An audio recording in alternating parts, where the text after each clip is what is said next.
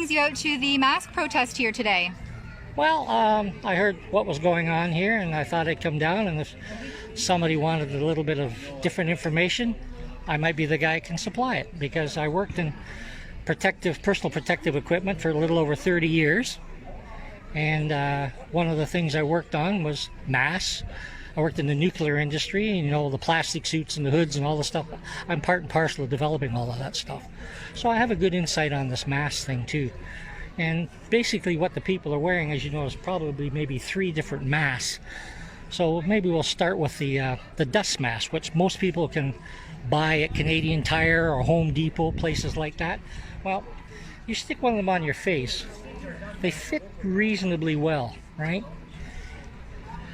And I remember wearing them at a time, and I had a little bit of trouble breathing.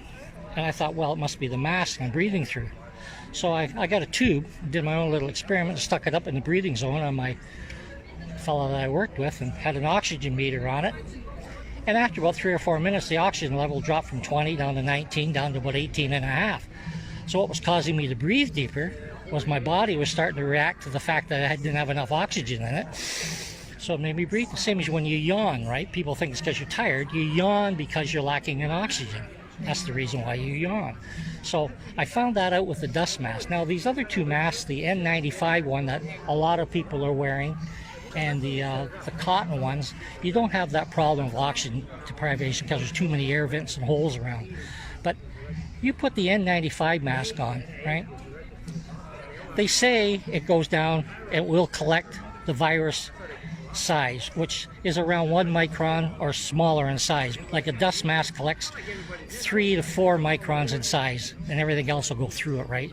Well, this mask will do that, but the problem is wearing these masks are not meant for the purpose of protecting you from a virus and that, because when you stick it on your face, there's a couple people wear glasses. They'll tell you, well, if you don't put it in the right spot, it fogs your glasses up, right? Well, the reason why it fogs your glasses up, because when you breathe out, the carbon dioxide worm goes up over your glasses and fogs them. And I say to people, I said, well, what happens when you breathe in? It comes down through there. When you got one of these N95 masks on, I would say roughly 70% of the air that you're breathing in your lungs is not going through the mask. 30% or less is actually going through the mask. So tell me again what is protecting you from the virus. Because the air is going down by your nose, in the 2 big open holes in your cheeks, and a couple of holes down here. So the virus is bypassing the mask, right? Now these other ones that people are wearing, and people are producing this, is these cotton ones, right? I'll just tell you how well they work. See that bank over there? If you took the whole wall out, and you went over and stood on the edge of the sidewalk with a baseball, and you said, can I throw that through that big opening, right? So take the baseball as the virus, and take the open part of the building as the cotton mask. That's how easy the virus goes through it. That's how easy. And if you cough or sneeze into that thing, it goes right through it. It may slow it down from going 8 feet to 6 feet, but it's still all going through it, right? So virtually these masks that people are wearing virtually don't do anything for you, right? The reason why they're mandating everybody to wear this, because everybody's assumed to have the coronavirus, because it makes no purpose, right? So they're telling everybody to wear it. Most people don't realize that, but they're doing this because they're assuming everybody's got the virus. So if you had one of these N95 ones off and you have to cough or sneeze and you had the virus, obviously it's going to stop the projectile maybe from going 6 or 7 feet, but some of it will go through and the rest will come out around the side. It really will. So it's really not working for that very well either, right? So a lot of people are being misled on this. Right. Back to your work and what you research and development you did. Can you tell me a little bit about the seal around the face and how that works, especially with facial hair? Right, I'll give you an example.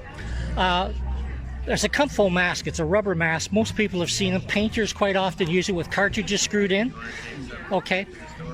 We have fit tests in the nuclear plant for guys when they put these masks on. You have to be clean shaven, and they do seal very tight to your face. We stick these guys in the chamber with a gas, and it measures it. So if the mask is leaking, you know it's leaking, right?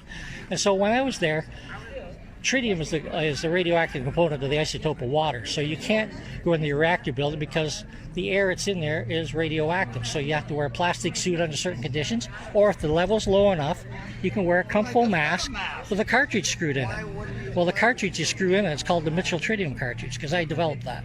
Right. So I know a lot about masks. So the rubber mask, if you put one of these rubber comfortable masks on and clean shaven and sealed, had a proper cartridge, then it would protect you from all the viruses and everything else. But all this paper stuff and crap that people are wearing, don't do one thing. Don't do one thing. So on that note that it's actually named after you, can you just give me a brief summary of your name and what your background is, what you helped develop, sort of your credentials? Well, my name's Ron Mitchell. I worked for OPG for close to 38 years. And over 30 of those years, I worked in developing personal protective equipment.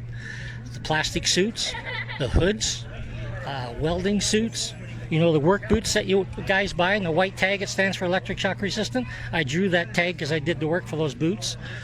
Masks, that mask I developed. Measuring devices to measure tritium in the building, it's called a diffusion sampler. I developed that.